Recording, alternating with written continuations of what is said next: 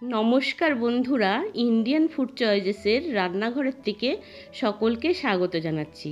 আজ আমি আপনাদের জন্য নিয়ে এসেছি এক চিকেনের রেসিপি। আমি এই চিকেনটা একটু অন্যরকম করে রান্না করেছি। আশা করছি এই রেসিপিটা আপনাদের সকলের কাছে ভালো লাগবে। যদি ভালো লেগে থাকে তবে নতুন বন্ধুদের কাছে অনুরোধ করছি চ্যানেলটিকে সাবস্ক্রাইব করার জন্য। তাহলে চলুন দেখে নেওয়া যাক আজকের রেসিপি আমি কিভাবে তৈরি করছি। আমি এই চিকেনটা পোলাওয়ের সাথে পরিবেশন করেছিলাম।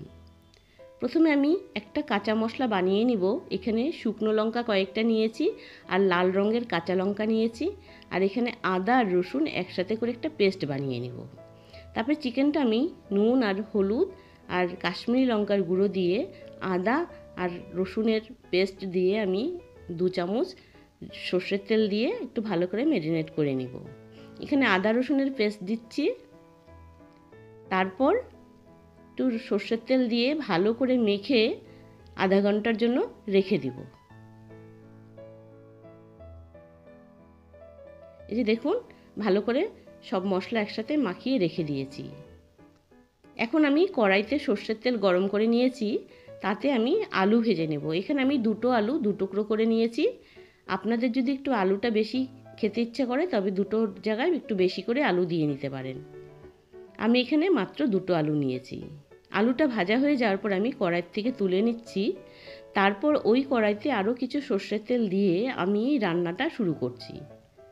সর্ষের তেলটা কিন্তু একটু বেশি দিয়েছি, কারণ চিকেন রান্না করব, সেই জন্য একটু তেলের পরিমাণটা একটু বেশি রেখেছি।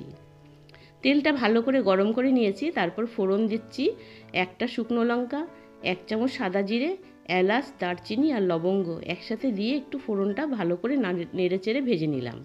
তারপরে এখানে পেঁয়াজ কুচি দিচ্ছি। পেঁয়াজটা এবার ভালো করে তেলের সাথে নাড়াচাড়া করে একটু ভেজে নিব।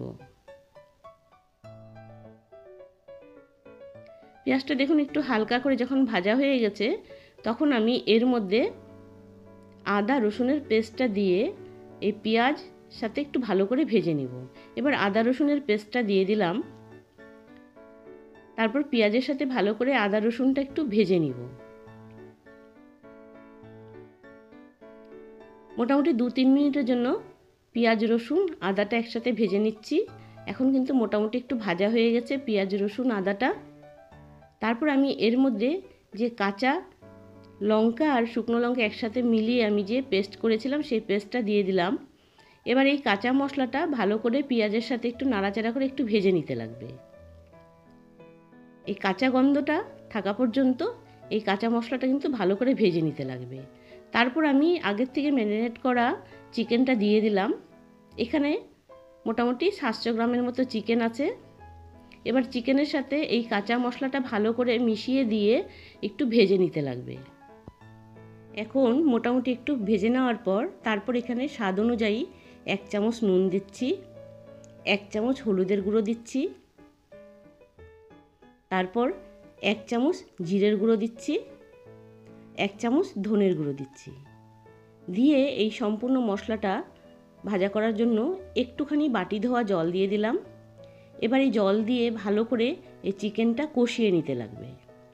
আর চিকেনটা কষানোর সময় আমি কিন্তু একটু ঢাকনা দিয়ে বারবার ঢেকে চিকেনটা একটু কষিয়ে নিব। আর ঢাকনা দিয়ে ঢেকে নিলে একটু চিকেনটা খুব তাড়াতাড়ি সেদ্ধ হয়ে যাবে।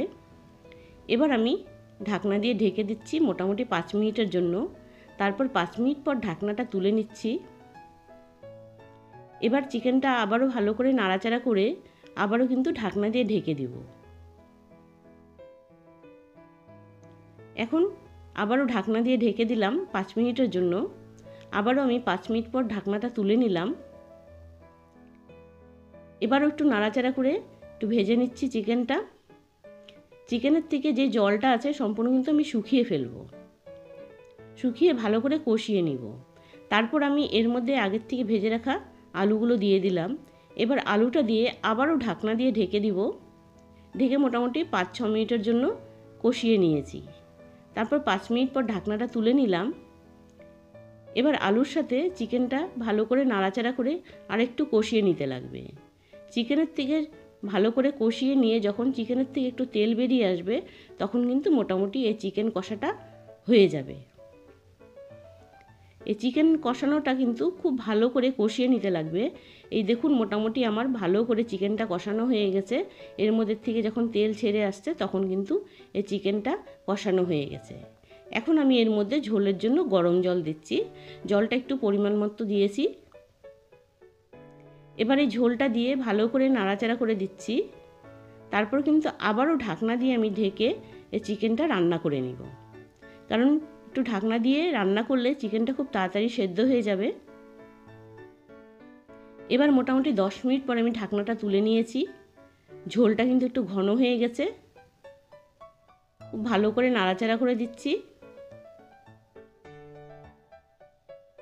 এখন কিন্তু মোটামুটি রান্নাটা হয়ে গেছে, ঝোলটা ঘন হয়ে গেছে। এরকম একটু ঘন ঝোল দিয়ে গরম গরম ভাতের সাথেও খেতে ভালো লাগবে, বা রুটি, পরোটা, লুচি, পোলাও সব কিছুর সাথে খেতে কিন্তু ভালো লাগবে। আজকের আমার এই রান্নাটা কিন্তু এখানেই হয়ে গেছে। আশা করছি রেসিপিটা আপনাদের সকলের কাছে ভালো লেগেছে। যদি ভালো লেগে থাকে তবে নতুন বন্ধুদের কাছে অনুরোধ করছি চ্যানেলটিকে সাবস্ক্রাইব করার জন্য।